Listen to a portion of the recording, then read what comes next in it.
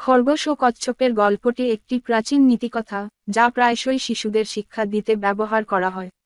গল্পটি এভাবে শুরু হয়। একদিন এক খরগোশ ও কচ্ছপের মধ্যে দৌড় প্রতিযোগিতা হয়। খরগোশ ছিল খুবই দ্রুতগামী, আর কচ্ছপ ছিল ধীরগতির। খরগোশ কচ্ছপকে নিয়ে হাসি ঠাট্টা করে বলল, তোমার সঙ্গে দৌড়ে জিততে পারবো আমি। কচ্ছপ বলল, দেখা যাক কে জেতে। তারা একটি দৌড়ের পথ ঠিক করল এবং দৌড় শুরু হলো। খরগোশ দ্রুতগামী হওয়ায় অল্প সময়ের মধ্যে অনেকটা এগিয়ে গেল। সে ভাবল, কচ্ছপ তো এত ধীরে চলে যে আমি বিশ্রাম নিলেও সমস্যা নেই। তাই খরগোশ একটি গাছের নিচে শুয়ে বিশ্রাম নিতে লাগল। এদিকে কচ্ছপ ধীরে ধীরে কিন্তু স্থিরভাবে এগিয়ে চলল।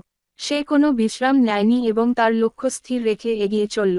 কিছু সময় পর খরগোশ ঘুম থেকে উঠে দেখল যে কচ্ছপ ইতোমধ্যে গন্তব্যের কাছাকাছি পৌঁছে গেছে। খরগোশ দ্রুত ছুটল, কিন্তু ততক্ষণে কচ্ছপ দৌড় শেষ করে জয়ী হয়ে গেছে। তাহলে গল্প থেকে আমরা শিখলাম, ধীর কিন্তু স্থির গতিতে এগিয়ে চললে সফল হওয়া যায়।